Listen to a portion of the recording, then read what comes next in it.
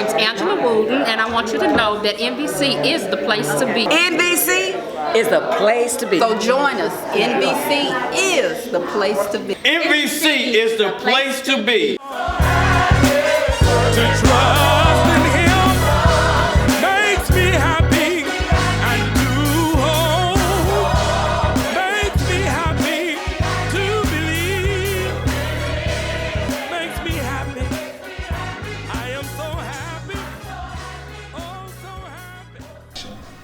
Hello there. I'm Pastor Clint Yancey of the New Vision Baptist Church of Dickinson, Texas. And I'm Kimberly Yancey, Director of Ministries and Pastor's Wife. We welcome you to our channel. And we want you to enjoy today's word. Again to our singers, amen, Lord have mercy. Just thank you. All I can say is thank you, amen. Just say thank you. He is blessing me. That's personal, y'all. That's personal. He is blessing me right now. Amen. Yes, He blessed me yesterday. Yes, He blessed me all week long. But I'm talking about right now. Yeah.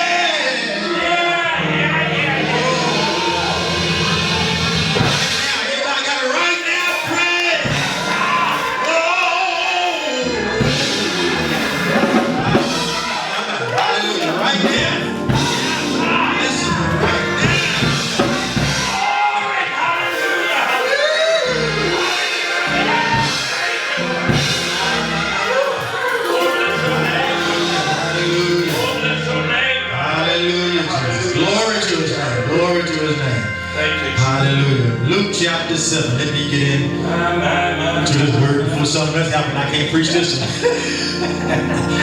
I can't preach it again. Amen. Let me get into this. Amen. Luke chapter 7. Amen. This is, yes, I was scheduled to preach this on yesterday for young man's homegoing service, but didn't get as far as announcing my title before they shut the funeral down. And had never seen anything like that before, but nevertheless, and so I was encouraged, strongly encouraged to preach that this morning. I would have preached yesterday, but I preached it this morning, and of course I had to revise it and take names out and all of that. But the message itself, I believe, will speak to our hearts on this morning. Amen. Luke chapter 7. Beginning at verse number 11. Luke chapter 7, beginning at verse number 11 is where our text comes from. Luke chapter 7, beginning at verse number 11, the word of our Lord reads on this wise. Soon afterwards, he went to a city called Nain. And his disciples were going along with him, accompanied by a large crowd. And now as he approached the gate of the city, a dead man was being carried out, the only son of his mother, and she was a widow. And a sizable crowd from the city was with her. And when the Lord saw her, he felt compassion for her, and said to her, "Do not weep," or King James says, "do not cry." And he came up and touched the coffin, and the bearers came to a halt. And he said, "Young man, I say to you, arise." The dead man sat up and began to speak. And Jesus gave him back to his mother. Look at that. Amen. I want to talk about they ran into Jesus. Amen. They ran into Jesus. We can see anybody coming in and shut it down. All right. Amen. Nobody's going on. Amen. Praise the Lord. Amen. They ran into Jesus. Luke, the writer of our text, presents two subjects for our consideration. He informs us that as he entered into the town of Nain, he came upon a funeral in progress. Jesus, the giver and sustainer of life, encountered a funeral, which is the final occasion that marks the end of one's life. Luke presents this clash of total opposites, Jesus and the funeral, as the backdrop for another opportunity for a supernatural demonstration of his deity. The combination of Jesus and funerals will always result in unexpected and life-altering changes. Luke says that the woman in the story was attending the funeral of her only son, and that she was a widow. Life, y'all, is filled with its share of disappointments and heartbreaks. I was trying to add more amens than that. Oh, yeah. Because I'm looking at some people in the room that know about life's disappointments and heartbreaks. Amen. If we understand that if it's not one thing, it's another. Amen. Amen. If your head not hurting, your foot hurting, amen. If your foot not hurting, the back hurting, amen. If your back not hurting, your hand hurting, amen. If the time you pay one bill, another one is due, amen, somebody. And you get a disconnect notice because you couldn't pay another bill, amen. If it ain't one thing, it's another. Life is filled with its share of disappointments and heartbreaks. People you thought were your ride or die. You find out, amen, who they really are when it comes, when you need them, amen, you can't find them anywhere. Amen, somebody? Life is filled with disappointments and heartbreaks. Disappointment, life will do that. May I suggest to you today, may I offer to you today that Jesus has a way of reversing conditions as well as attitudes when he encounters some of our own personal funerals. All right. Wow. Amen, somebody. He has a way. Somebody say he has a way. He has a way of reversing. So this woman was on her way to bury her only son. Amen. And the Bible says that Jesus, amen, they met up with Jesus. They ran into Jesus. Jesus had a crowd with him, and the woman had a crowd with her, and they had an encounter with Jesus. And all I want to offer to you today is that when you encounter Jesus, when you run into Jesus, he will do a few things in your life. Can I tell you what they are? Number one, what happens when you run into Jesus? Number one, he will restore your hope. All right. Amen. He will restore your hope. Amen. Luke tells us in the text that Jesus, his disciples, and many people, amen, you got to watch the text, they entered the gates of this city called Nain, and they met this woman in the midst of a funeral procession, and many people were with her, and they were on their way to the graveyard carrying this young man. We don't know how old he was, but we know that he was a young man. And so here we see these two groups of people standing in complete juxtaposition to or opposite of each other. Amen. They're two groups on the same street going in two different directions. Two groups. One is playing a funeral song, and the other is celebrating the fact that the rose of Sharon, the lily of the valley, is in their midst. Are y'all with me here? And so this encounter then was ripe for a miracle. Y'all ain't with me here. I say this encounter was ripe for a miracle. Watch the text. The woman in the text had lost all hope. And there was nothing else in her life to rejoice about. Her husband was dead. Her only son had just died. And she was on her way. I want y'all to get in the text with me. And they were on their way to the graveyard to deposit his remains into a cold, unforgiving grave. Wow. But on her way to the graveyard, she ran On our way. into Jesus.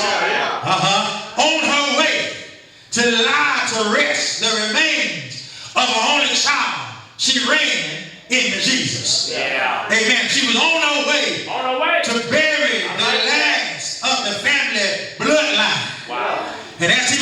about, watch this, as she was about to bury all that she had left in the world, she ran into Jesus. Y'all ain't feeling this thing. The Bible says, and when the Lord saw her, he had compassion on her and said to her, don't cry.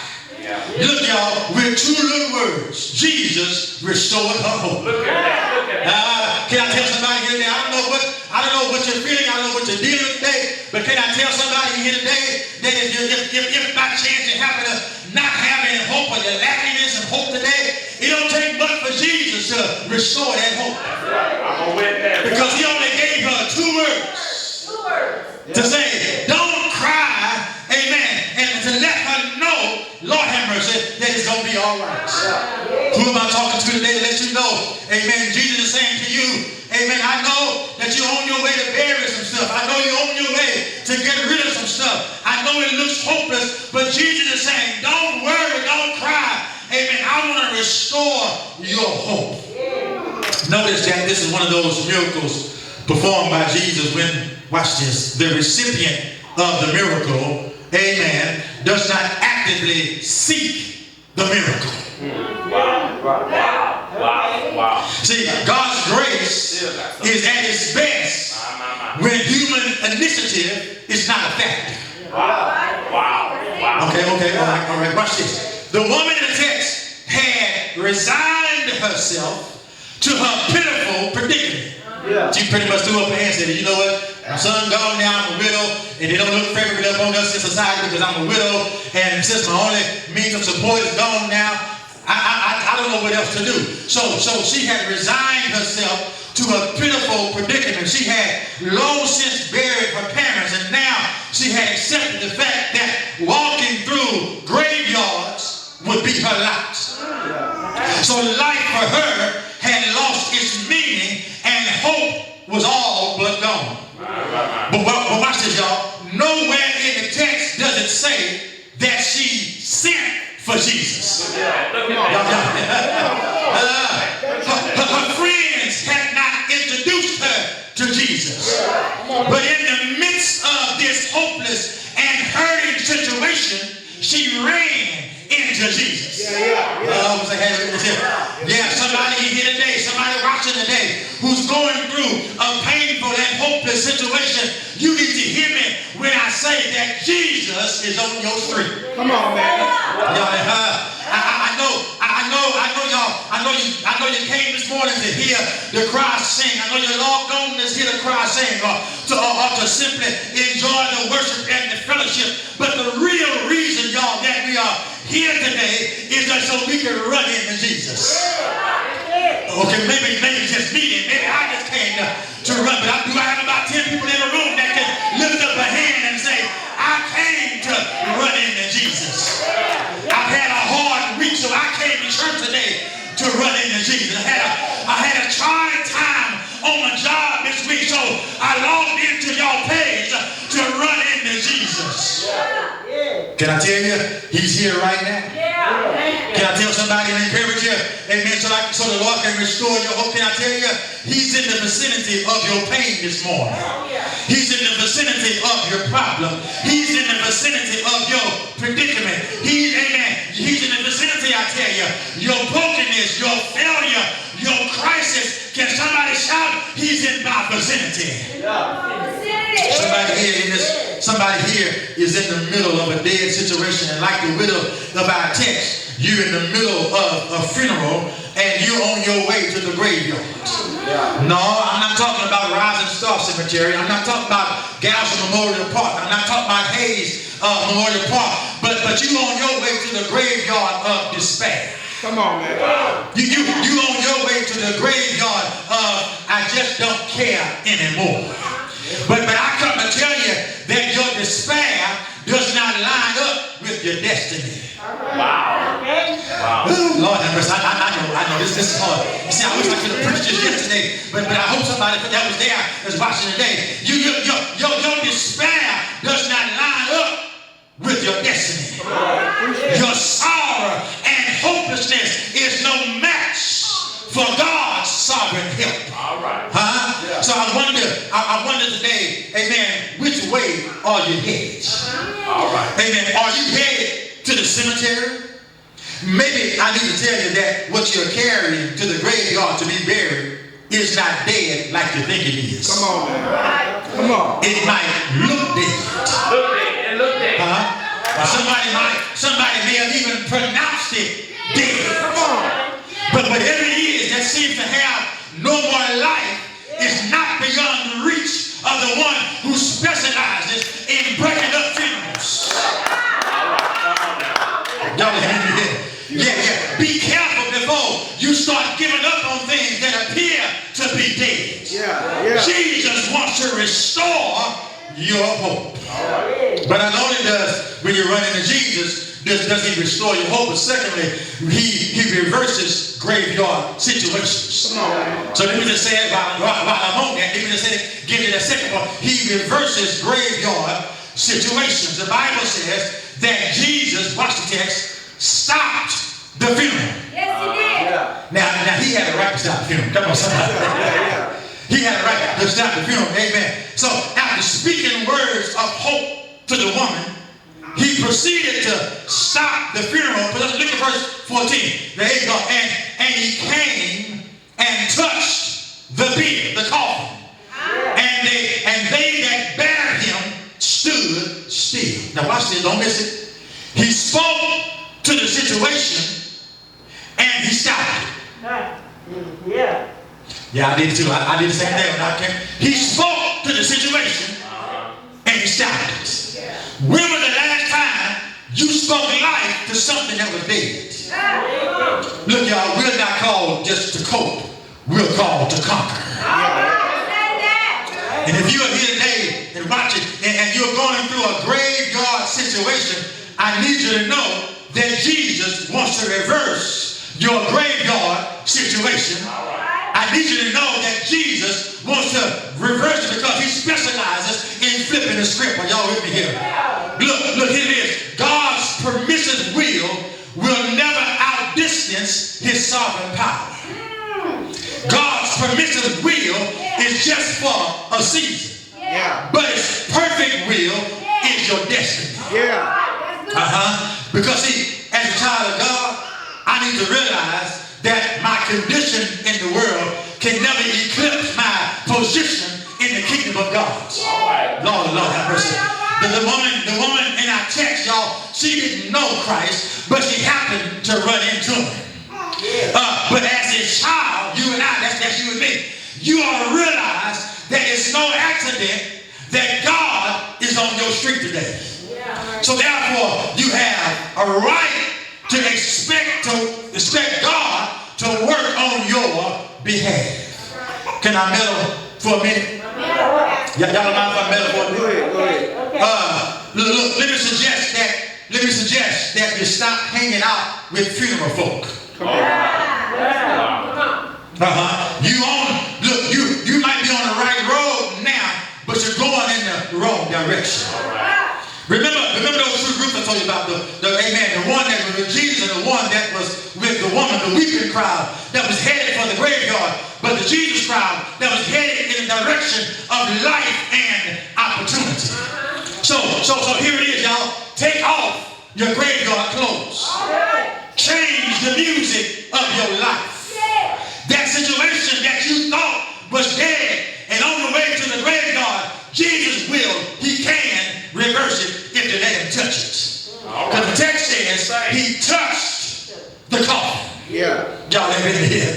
Look, picture that in your mind. He touched the coffin. So when he touched the coffin, he reversed death. All right. And told the young man, get up from there.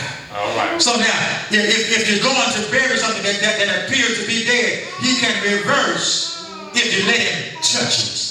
And y'all, I'm trying to tell you, he specializes in touching things. And when he touches something, amen, whatever he touches, it's no longer the same. Are you with me? And he got the power to touch even with a word. He ain't got to lay a hand on you, but he can just touch you with a word, and your whole life will be turned around. Are y'all with me here? And I'm going to tell somebody that Jesus wants to touch what's wrong in your life. There's life in his touch. You don't believe believe me? Just ask those 10 lepers. All right. Look, he didn't touch them directly, but he touched them with a word. All right, come on. If you don't believe me, amen, look at the man that lived in the tombs. He didn't really touch him directly, but he touched him with the word. Amen. But that's life, y'all, in his touch. And he wants to change it. He wants to change you now. He wants to touch you now. So verse 14 says, he came near, touched the coffin. Notice that he touched the casket and not the boy. He touched the container, the depository of a life cut short. He touched the casket, but he spoke to the contents. It was against the ceremonial law for a Jew to touch anything dead. Y'all know that? Yeah. But Jesus touched the casket, and I want to tell you, y'all, he's not afraid to break tradition for you. All right. Come on. Ooh, Lord have mercy. Please hear. I was like, look, stuff that wasn't supposed to happen will happen. Y'all didn't hear me. Message that you were not supposed to get out of, he'll transform into miracles. Yes, he will, y'all. Yeah. You gonna make it. He'll touch your situation and he'll turn it around. So Jesus wants to reverse your graveyard situations. So when you run into him, not only will he restore your hope, not only will he reverse the graveyard situation, but thirdly, he will revive the dead. Watch this. Not only did he stop the funeral possession, not only did he touch the casket, but Luke 14:57-14 says again, and he said to the young man, I say to you, arise. He spoke to the boy, spoke to the dead boy, and so he will revive the dead. The Bible said that the boy was dead, not in a coma. He was dead. Yeah. And I don't know how he died. We don't know how he died. All I know is that Luke said he was dead. I don't know if he was the victim of police brutality. I don't know if he got shot in a drive-by. Maybe we don't know if he overdosed on some bad drugs. It might have been that he started hanging out with the wrong crowd and one day found himself at the wrong place at the wrong time. His death may have been a result of a birth defect. We don't know what he died from. We don't know if he had a bad accident. All we know is that Luke said the boy was dead. Yeah. I don't know who broke the bad news to his mother, but no doubt her screams could be heard all over town. Amen. Luke does not mention the name of the funeral home, amen, that was called. His body was prepared for burial and wrapped in linen and the custom of the day. We don't know where the funeral service was held. We don't know if it was in a church or synagogue or at the funeral home. We don't know what happened at the funeral was not really the important part. The text does not say who gave remarks. We don't know if the obituary was read at the funeral. We don't even know who gave the eulogy. But I believe when the woman was coming on her way to the cemetery, we do know that the funeral was over. The choir had already sung their final selection. The preacher had already preached. The weeping mother and the other mourners had poured out into the street. And as they were making their way to the graveyard, they run into Jesus. Look, y'all, Luke said that the boy who was dead sat up and began to speak. That's one of those times, the rare times when the gospel writer Luke was short on the details. And I really would like to know what the boy said when he sat up. Who did he say it to? Did he talk to his mom? Was he talking to Jesus? Amen. But then the Holy Spirit let me know that what do you say when you are just about to be buried and the situation is turned around? What would you say? And I would say, thank you. Oh, yeah. Have I got to read this in? But what do you say when you have been dead and you've been given a second chance? I would say thank you. Are y'all with me here? But that's when I realized that that's not such a strange or difficult question. Just ask the recovering addict. Just ask the drunk who God has cleaned up. Ask the ex-liar. Ask yourself. But whatever that young man said that day is really not important. Oh, yeah. Come on, somebody. It's really not, but you can be sure that he had a new attitude. All right. And a new outlook on life. What about you today? Does your attitude and how you respond to what the Lord has done reflect that you really are thankful and grateful that the Lord didn't bury you, that you were not buried by your situation, and that the Lord reversed it. Is there anybody here glad today that the Lord specializes? He can turn your attitudes into second chance attitudes. And the text states that Jesus delivered the boy to his mother. And the greatest evidence, y'all, of divine intervention into human condition is restoration. The problem with Jesus and funerals is that they cannot coexist. Look at the problem that Jesus created when he delivered that boy back to his mother. Look, y'all, the grave diggers had already dug the grave. But there was nobody to put in it. Jesus caused that problem. The undertaker had already been paid for the services not fully rendered. And some money needed to be returned. The mourners and the music had to change their tune. Well, they were probably playing Precious Lord on the way. But they changed it. Oh, what a wonderful Savior he is. Have we got a witness here? And death had been denied one of its many victims. And I need you to know that there was somebody else observing the proceedings that day in man. Death was watching as Jesus restored hope to the widow by stopping the funeral and speaking life back into a dead son's body. I hear death saying, Jesus, I'm tired of it. I'm tired of you and all your stuff. Every time I get somebody tangled in pain and sorrow, you set them free. Jesus responded, death, the feeling is mutual. I'm tired of all these little skirmishes we've been having. We've been battling back and forth ever since the Garden of Eden. So, death, let's settle this thing once and for all. You got Adam, you got Moses, you got Abraham, Isaac, and Jacob. You got Job, you got the prophets. You got old man David, you got all of the kings. You got Matthew, Mark, Luke, John. You got all the prophets. You even got Paul with you. But let's settle this thing once and for all. Meet me on a Friday right outside the walls of Jerusalem. Come on, man.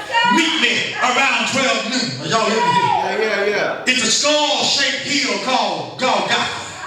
Meet me at Calvary. And the Holy Record says that Satan took his best shot, didn't do this. They put a crown of thorns on his head. They nailed him to a cross. They pierced him in the side. He told Satan, I'm going to die now. Amen. But I want you to know that you're not taking my life. I'm laying it down.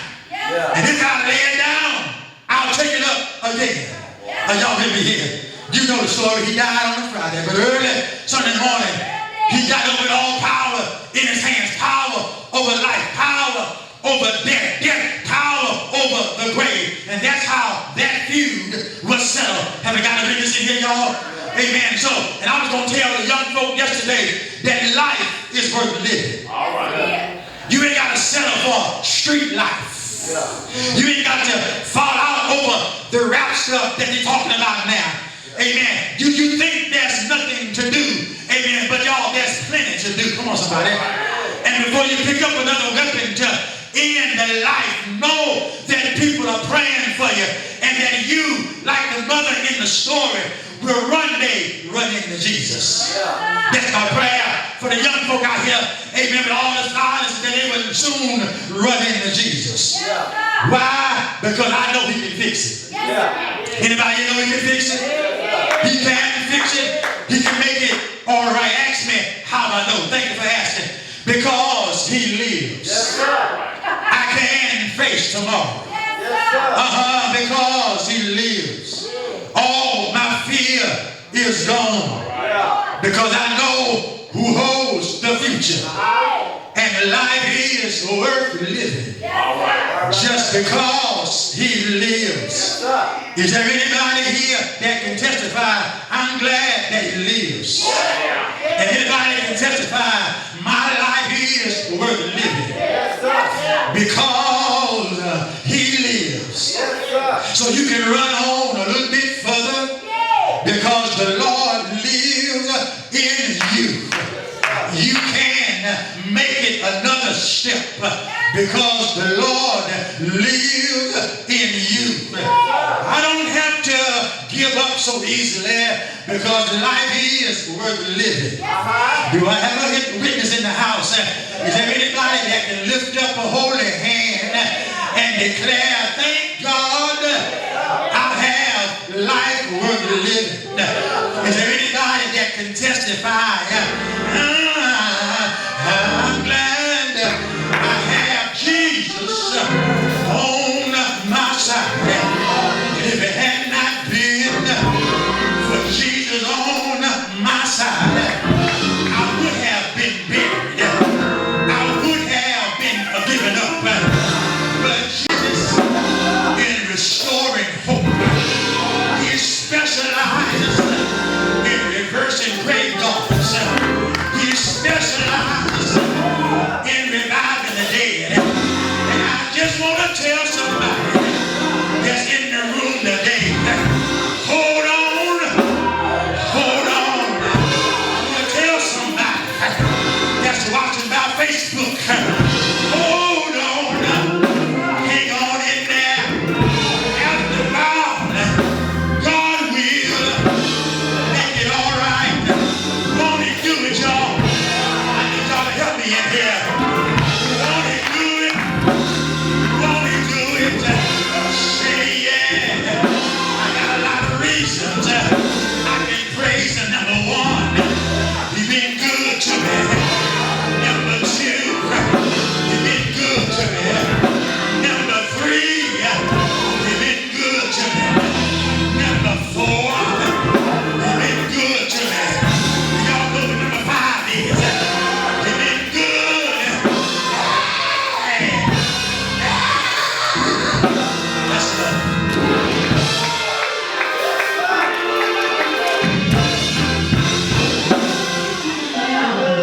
Just run into Jesus. Run into Jesus. And I know that woman didn't go see the girl running into Jesus that day, but oh, bless God, she did. Thank you. All she knew was that her hope was gone. All she knew that she didn't have a, she didn't stand a chance in life, but she ran into Jesus. Yeah. Y'all, when you run into Him, you got a chance. That's right. You can make it. Amen, somebody? Amen. Who am I talking to today that can say, preacher, you talking to me today? Amen. And I just need that reassurance Yes. that I can, when I run into Him, He'll make it all right. Well, we thank God for the word on today. I pray that it blessed your spirit. Listen, don't forget to like and subscribe our channel. And if you've made that amazing decision to follow Christ, or you need prayer, or you would like to give to our ministry, please hit the link in the description below and leave a comment. NBC is a place to be.